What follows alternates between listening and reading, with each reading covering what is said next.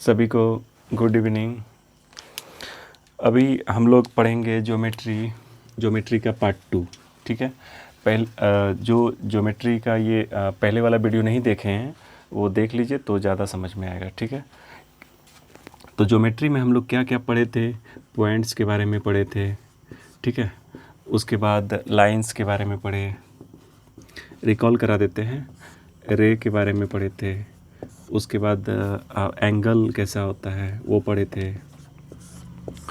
उसके बाद क्या पढ़े थे, एंगल वगैरह, कम्प्लीमेंट्री एंगल, सप्लीमेंट्री एंगल, उसके बाद परपेंडिकुलर लाइन, ये वगैरह सब पढ़े थे। ठीक है ना, कम्प्लीमेंट्री पढ़े थे, कम्प्लीमेंट्री, फिर सप्लीमेंट्री पढ़े थे। ठीक है, उसके बाद परपेंडिकुलर का बताए थे कि ऐसा होता है। ठीक है, ऐसा ही मतलब बता दिए थे। ठीक है, तो अब इसके नेक्स्ट में चलते हैं हम लोग, तो थोड़ा सा देख लेते हैं आप लोग कितना समझे हैं।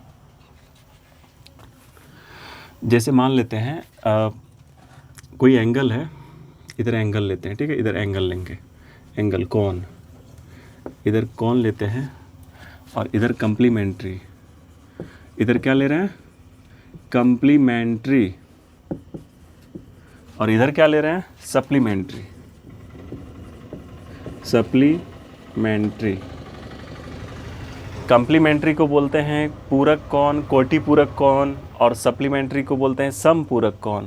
कम्प्लीमेंट्री को पूरक कोण और सप्लीमेंट्री को समपूरक कोण। ठीक है, एंगल को हिंदी में कोण बोलते हैं। दो रेखाओं के बीच में जो झुकाव होता है ना, उसी को तो कोण कहते हैं। दो रेखाओं के बीच में जो झुकाव होता है उसको क्या कहते हैं, कोण कहते हैं। ठीक है, मान लेते हैं ये है आपका 32 डिग्री, ये है 40 डिग्री, और ये है मान लेते हैं 50 डिग्री। ठीक है, अगर आपको, तो हम क्या बताए थे कम्प्लीमेंट्री का, कि दो एंगल के सम, मतलब दो एंगल का जोड़ जब 90 डिग्री होगा ना तो उसको कम्प्लीमेंट्री बोलेंगे, और जब दो एंगल को जोड़ के मतलब 180 हो जाए तो उसको सप्लीमेंट्री कहेंगे। ठीक है ना, यहाँ पे दो एंगल को जोड़ के कितना होना चाहिए, 90, और यहाँ पे दो एंगल को जोड़ के कितना होना चाहिए, 180। क्लियर है, जब दो एंगल को जोड़ के 180 होगा तो क्या बोलेंगे, उसको क्या बोलेंगे, सप्लीमेंट्री समपूरक कोण। इसको क्या बोलेंगे, समपूरक कोण। क्या बोलेंगे, समपूरक। इसको क्या बोलेंगे, पूरक या कोटि पूरक, कुछ भी कह सकते हैं। ठीक है, तो 32 डिग्री, अब हम बता रहे हैं, समझिए पहले, जब भी आपको कम्प्लीमेंट्री बोले तो दिमाग में बस एक ही फिगर याद करेंगे, सीधा और ऐसे। ठीक है ना, एकदम परपेंडिकुलर।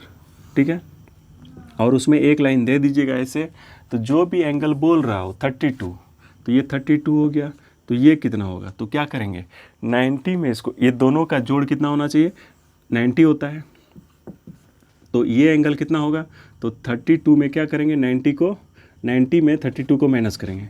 90 में 32 को अगर माइनस कर देंगे तो कितना होगा, 58। कितना होगा, 58। मतलब 32 का अगर आपको कम्प्लीमेंट्री पूछे, 32 का 32 का कोटि पूरक पूछे, तो बस डायरेक्ट है 90 में इसको क्या करेंगे, माइनस करेंगे। 90 में इसको क्या करेंगे, माइनस करेंगे। ठीक है, उसी तरह सप्लीमेंट्री का जब बोले बात हो ना, तो फिगर ये याद रखिएगा, ये समपूरक कोण का जब बात किया जाए तो ये फिगर याद रखेंगे, एक लाइन। ठीक है, एक लाइन, तो इसमें क्या पढ़ेंगे, 40 डिग्री, मतलब 32 का ही बता रहे थे। 32 का सप्लीमेंट्री क्या होता है, तो ये जब, और ऐसे कोई फिगर दे देंगे। ठीक है ना, जिस तरह 90 में एक लाइन दिए थे उसी तरह सप्लीमेंट्री में क्या करेंगे, एक लाइन दे देंगे। तो ये अगर 40 डिग्री है तो ये कितना होगा, क्योंकि दोनों को जोड़ के कितना होता है सप्लीमेंट्री में, 180, तो ये क्या हो जाएगा, 140। तो ये क्या हो जाएगा, 140। आ रहा है समझ में। अब इसको ना इतना डिटेल में बनाना नहीं है, जल्दी जल्दी बताइए। ये 40 डिग्री है, 40 का कम्प्लीमेंट्री क्या होगा, 40 का कम्प्लीमेंट्री क्या होगा, देखिए यहाँ पे, सॉरी, ये जो है, ये इसका हम बता दिए। ठीक है, 32 है ना, तो 180 में 32 को घटाएंगे तो कितना होगा बताइए, तो 150, 148। ठीक है, 148। इस, हाँ, तो 40 का कम्प्लीमेंट्री क्या होगा, जल्दी जल्दी बताते हैं। 40 का कम्प्लीमेंट्री क्या होगा, तो 90 में इसको कम्प्लीमेंट्री में 90 में घटाएंगे, कम्प्लीमेंट्री में 90 में घटाएंगे, तो ये हो जाएगा आपका 50, ठीक है। और उसमें क्या करेंगे, सप्लीमेंट्री में संपूरक में क्या करेंगे, 40 में घटाएंगे तो क्या हो जाएगा 140। उसी तरह 50 क्या है 50, तो 50 90 में 50 घटा देंगे, कम्प्लीमेंट्री जब भी निकालना होगा तो 90 में घटाएंगे, ये क्या हो जाएगा 40। और इसको क्या करेंगे, इसका जब सप्लीमेंट्री पूछेगा तो क्या करेंगे, संपूरक कौन 50 डिग्री का पूछेगा, संपूरक कौन निकालिए, तो 50 का संपूरक क्या हो जाएगा, तो 180 में घटा देंगे तो कितना हो जाएगा 130। ठीक है। तो उसी तरह अगर ये मान लीजिए थीटा है, अगर ये थीटा है तो इसका कम्प्लीमेंट्री क्या होगा, अगर ये थीटा है तो इसका कम्प्लीमेंट्री क्या होगा बताइए। तो 50 का कम्प्लीमेंट्री क्या हुआ 40, तो 40 क्या हुआ 90 में इस 50 को घटा दिए, 40 का कम्प्लीमेंट्री क्या हुआ 50, तो क्या किए 90 में इस 40 को घटा दिए। 32 का कम्प्लीमेंट्री क्या हुआ 58, तो क्या किए 90 में इस 32 को घटा दिए, यही ना। तो 30 का अगर कम्प्लीमेंट्री पूछा जाएगा तो क्या होगा 90 माइनस इसे घटा देंगे ना, माइनस थीटा। क्लियर है। ठीक है। तो कोई भी एंगल का अगर आपको कम्प्लीमेंट्री पूछेगा, कोई भी एंगल का अगर आपको कम्प्लीमेंट्री पूछेगा तो क्या होगा 90 माइनस थीटा, थीटा का कम्प्लीमेंट्री 90 माइनस थीटा, थीटा का सप्लीमेंट्री क्या हो जाएगा 180 माइनस थीटा, क्या हो जाएगा 180 माइनस थीटा। ठीक है। क्लियर है। अब देखिए किसी भी एंगल का जो कम्प्लीमेंट्री होगा और ये जो सप्लीमेंट्री होगा, तो ये जो सप्लीमेंट्री समपूरक जो होगा उसके कोटि पूरक से कितना ज़्यादा होगा, ये मतलब ये जो संपूरक है इससे कितना ज़्यादा होगा, तो कितना ज़्यादा है देखिए। तो अगर इसमें 90 ऐड कर देंगे तो 90 90 कितना हो गया 180, और ये थीटा तो है तो ये क्या हो गया 180 माइनस थीटा, तो इसका मतलब ये कितना ज़्यादा है प्लस 90। तो इसका मतलब किसी भी एंगल का सप्लीमेंट्री, किसी भी कोण का संपूरक उसके पूरक से 90 ज़्यादा होता है। ठीक है, याद रखिएगा।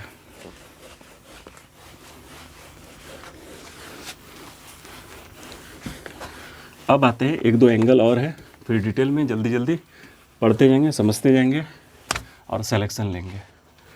ठीक है।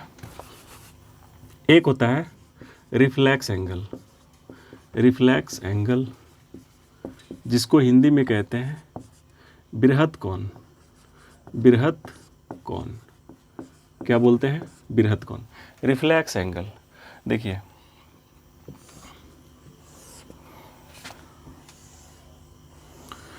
एक ऐसा एंगल जो कि 180 से, अच्छा ये पहले एक सेकेंड थोड़ा पूछ लेते हैं। 90 से जो छोटा होगा उसको क्या बोलेंगे, जो एंगल 90 से छोटा होगा, मान लेते हैं 42, इसको क्या बोलेंगे बताइए। तो एक्यूट एंगल, इसको क्या बोलेंगे एक्यूट एंगल। क्यों? क्योंकि 90 से ये क्या है छोटा है। जो एंगल 90 से छोटा होगा उसको एक्यूट एंगल कहेंगे। और मान लीजिए कोई 90 है, 90 ही हो तो क्या बोलेंगे उसको राइट एंगल बोलेंगे, उसको क्या बोलेंगे राइट एंगल बोलेंगे। क्लियर है। जो 90 से बड़ा हो और 180 से छोटा हो, जो 90 से बड़ा हो 180 से छोटा हो, जैसे 110, ठीक है, इसको क्या बोलेंगे ऑब्ट्यूज एंगल, क्या बोलेंगे ऑब्ट्यूज। इसको एक्यूट को बोलते हैं न्यून कोण, राइट एंगल को बोलते हैं सम कोण, और ऑब्ट्यूज को बोलते हैं अधिक कोण। ठीक है, अधिक है, 90 से अधिक है और 180 से कम है। लेकिन मान लेते हैं कोई एंगल ऐसा भी तो हो सकता है कि 250 हो जाए, उस एंगल को क्या ऑब्ट्यूज एंगल बोलेंगे, क्योंकि ऑब्ट्यूज एंगल 90 से तो बड़ा होता है, 90 से बड़ा है। लेकिन क्या ये 180 से छोटा है? अगर 180 से छोटा होता और 90 से बड़ा होता तो उसको बोलते हैं ऑब्ट्यूज एंगल। लेकिन ये क्या है 90 से बड़ा है और 180 से बड़ा है। ठीक है ना। तो जब 180 से जब बड़ा होगा और कोई भी एंगल का माप, कोई भी एंगल का माप बताइए 360 से ज़्यादा हो सकता है? बताइए। कोई भी एक चक्कर लगाएगा, पूरा एक चक्कर लगाएगा, तो कल बता दिए थे मैक्सिमम और मैक्सिमम वो कितना बनाएगा 360, 360 डिग्री ही बना सकता है ना। अब इससे ज़्यादा एंगल क्या बनाएगा बताइए, कुछ बनेगा? तो कोई भी एंगल 360 से ज़्यादा नहीं हो सकता है, कोई भी एंगल 360 से ज़्यादा हो नहीं सकता है, नहीं हो सकता है। ठीक है, 360 से ज़्यादा नहीं हो सकता है, लेकिन 360 से कम तो हो सकता है, 180 से ज़्यादा तो हो सकता है। लेकिन कोई एंगल ऐसा हो जो 180 से ज़्यादा हो, 180 से ज़्यादा हो और 360 से कम हो। 360 से जब कम होगा, 180 से ज़्यादा होगा, तो उस एंगल को क्या बोलेंगे? 180 से ज़्यादा 360 से कम होगा तो ऐसे एंगल को ही बोलते हैं रिफ्लेक्स एंगल। इस एंगल को, ठीक है, अगर ये एंगल यहाँ से यहाँ आ जाता तब तो ये 360 बना ही देता, और यहाँ से यहाँ तक आता तो 180 बनाता। लेकिन ये क्या किया है, बोला नहीं हम यहाँ नहीं रुकेंगे और आगे जाएंगे, तो ये क्या हुआ, यहाँ तक अगर आ जाता तो 180, लेकिन और आगे चला गया तो 180 से ज़्यादा हो गया। अगर यहीं पे रुक जाता, यहीं पे रुक जाता, यहाँ इससे पहले कहीं रुक जाता ना, तो अगर देखिए यहाँ से निकला और यहाँ इतना तक में कहीं भी रुक गया ना, इससे पहले कहीं भी रुक गया तो वो न्यून कौन हो जाएगा। और यहाँ से इसको क्रॉस कर दिया और इससे पहले ही रुक गया तो ये जो है न्यून कौन है, ये क्या है, न्यून कौन। यहाँ पे अगर कोई एंगल बन रहा है ना इससे पहले, ठीक है, ये क्या है, न्यून कौन। और यहाँ पे अगर बनेगा पक्का तो ये क्या होगा, सम कौन। यहाँ पे क्या होगा, सम कौन, राइट एंगल क्या होगा, सम कौन। और यहाँ से भी अगर क्रॉस कर जाए और इससे पहले रहे तो उसको क्या बोलेंगे, उसको क्या बोलेंगे, अधिक कौन, ऑब्ट्यूज एंगल, उसको क्या बोलेंगे, अधिक कौन। और यहाँ पे अगर आ गया तो उसको स्ट्रेट लाइन से एंगल बोल देंगे, लाइन एंगल बोलेंगे। और लेकिन जब इसको भी क्रॉस कर जाए तो उस एंगल को ही बोलते हैं रिफ्लेक्स एंगल। ऐसे एंगल को क्या बोलते हैं, रिफ्लेक्स एंगल। तो रिफ्लेक्स एंगल किसको कहते हैं, रिफ्लेक्स एंगल किसको कहते हैं, बृहद कोण। बृहद कोण जो 180 से ज़्यादा हो और 360 से कम हो, 180 से ज़्यादा हो और 360 से कम हो, ऐसे एंगल को ही बोलते हैं रिफ्लेक्स एंगल। ठीक है, ऐसे एंगल को क्या बोलते हैं, रिफ्लेक्स एंगल। बृहद कोण, ऐसे एंगल को क्या बोलते हैं, बृहद कोण। 180 से ज़्यादा और 360 से कम। ये जब भी होगा फिगर आपका इस टाइप का होगा। ठीक है, 180 से ज़्यादा और 360 से कम, जैसे 210, 250, 280, 110, 110 होगा, ये 180 से ज़्यादा है, नहीं है तो ये नहीं होगा। ये 180 से ज़्यादा है, बताइए। 365, ये कौन एंगल है, ये कभी एंगल हो सकता है, 360 से ज़्यादा हो ही नहीं सकता एंगल, तो ये एंगल तो होगा ही नहीं। इसको दो चक्कर मारना पड़ेगा, 2 चक्कर में तो फिर 720 बनेगा, क्या दिक्कत है। लेकिन एक चक्कर जब मारेगा तो मैक्सिमम कोई भी एंगल कितना बन सकता है, 360 से ज़्यादा नहीं बन सकता है। तो इसका मतलब 250, 380 हो सकता है, नहीं हो सकता है। ऐसे एंगल को क्या बोलेंगे, रिफ्लेक्स एंगल। 250 को क्या बोलेंगे, बृहद कोण। ठीक है, क्लियर हो गया। चलिए,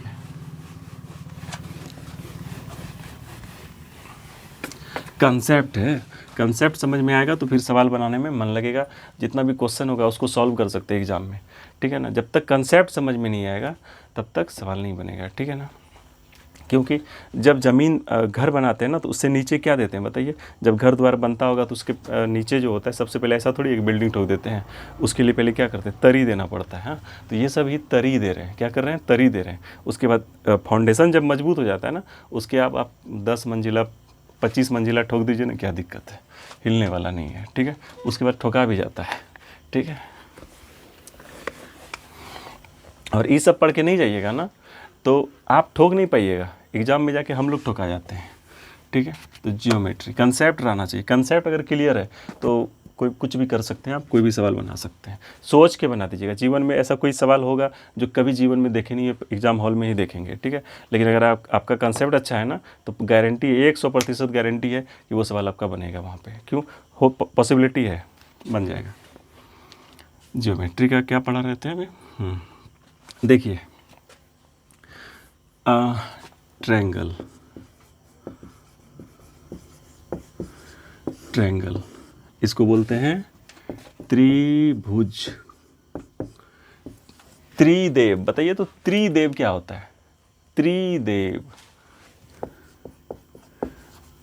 3 देव से मिलके बना है। त्रि मतलब 3, त्रि मतलब 3। त्रिनेत्र, जिसको 3 नेत्र हो। ठीक है, उसी तरह त्रिभुज, भुज यहाँ पे बोला, त्रिभुजा लिखने में अच्छा नहीं लगता है। त्रिभुजा लिखने में अच्छा लगता है। मान लो किसी का नाम अशोक है, आप ही बताओ, अशोक है, उसको अशोका कहेंगे तो इंग्लिश वर्ड ठीक ठाक लगेगा। ठीक है, हिंदी में अशोका बोलेंगे तो उसको लगेगा कि गाली उली दे रहा है। ठीक है ना, जैसे मान लीजिए किसी का नाम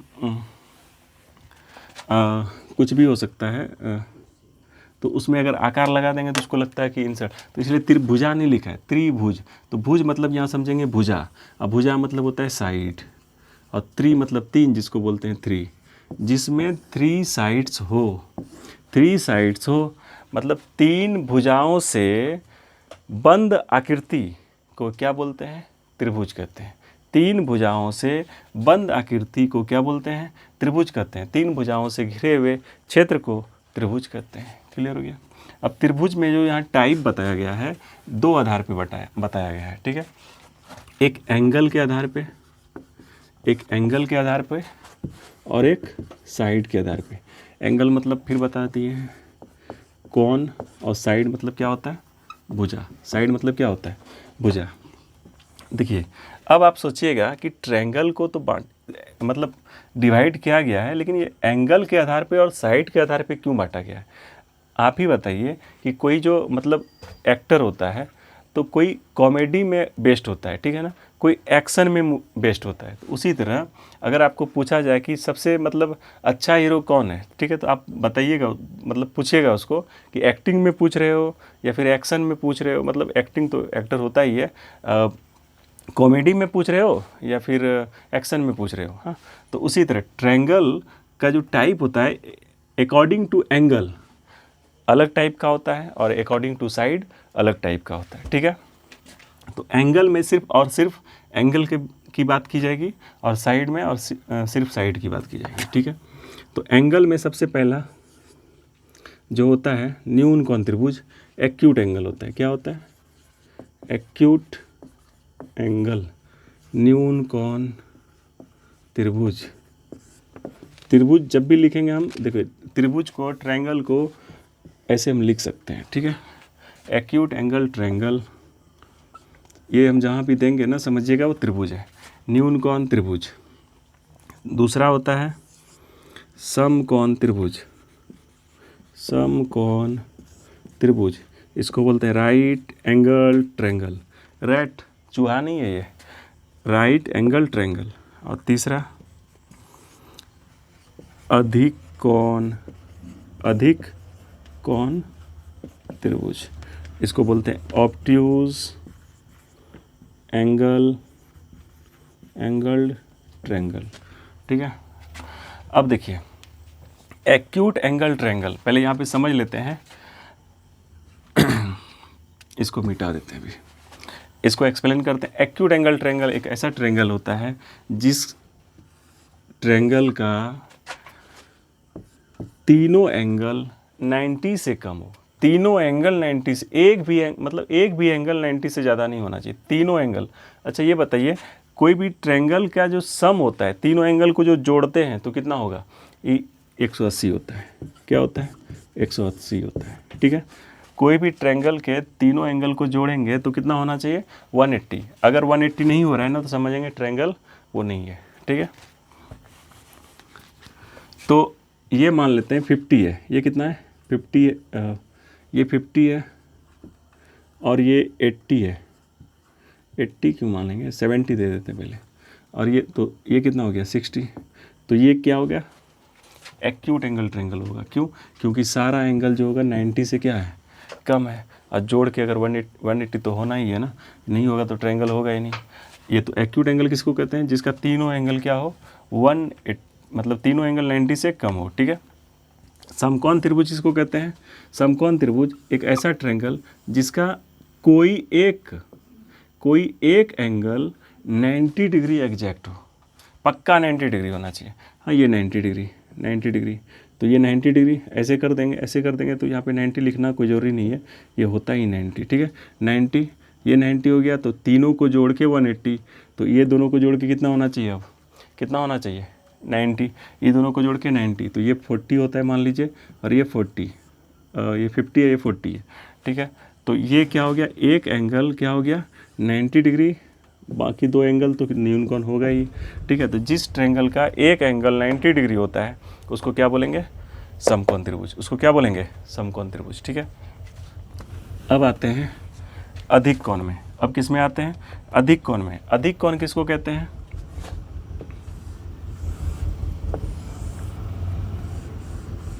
जिस ट्रायंगल का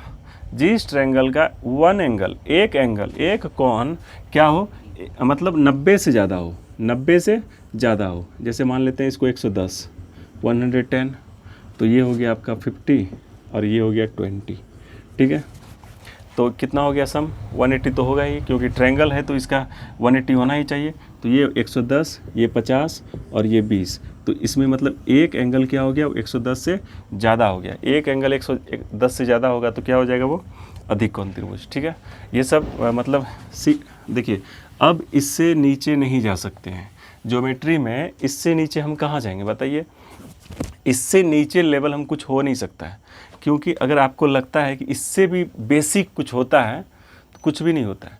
तब एक उपाय है कि अगर आपको ये समझ में नहीं आ रहा है, ठीक है ना, तो बस इसका एक ही उपाय है, क्या आपके घर में कोई छोटा सा बच्चा होगा 4, 5, 6 में पढ़ता होगा, उसको क्या करना है, उसको एक सबसे पहले एक फूल का माला लीजिए दुकान में ख़रीद के, और उसको पहनाएंगे, उसको पहनाएंगे और उसके चरणों में जाके गिरेंगे और उसको प्रणाम करके बोलेंगे, बाबू जो तुमको खाना है, जो तुमको जहाँ भी घूमना है, तुमको सब कुछ करेंगे, लेकिन हमको थोड़ा सा ज्योमेट्री, ये लाइन एंगल पॉइंट पढ़ा दो। हाँ, आपका उद्धार वही कर सकता है फिर।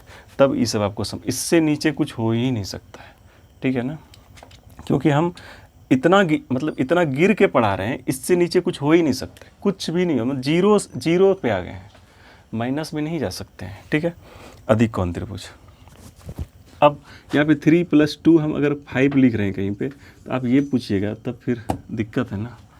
हाँ, तो बहुत नीचे। हाँ, तो अब ये हो गया एंगल के अकॉर्डिंग टू एंगल, कोण के अनुसार ट्रायंगल का टाइप्स। ठीक है, टाइप्स ऑफ ट्रायंगल। एक अब यहाँ पे करेंगे साइड के, मतलब अकॉर्डिंग टू साइड, भुजा के अनुसार त्रिभुज के प्रकार, टाइप। ठीक है ना, तो पहला जो होता है समबाहु त्रिभुज। पहला क्या होता है, समबाहु त्रिभुज। ये क्या है, त्रिभुज। दूसरा, इसको इंग्लिश में इक्विलैटरल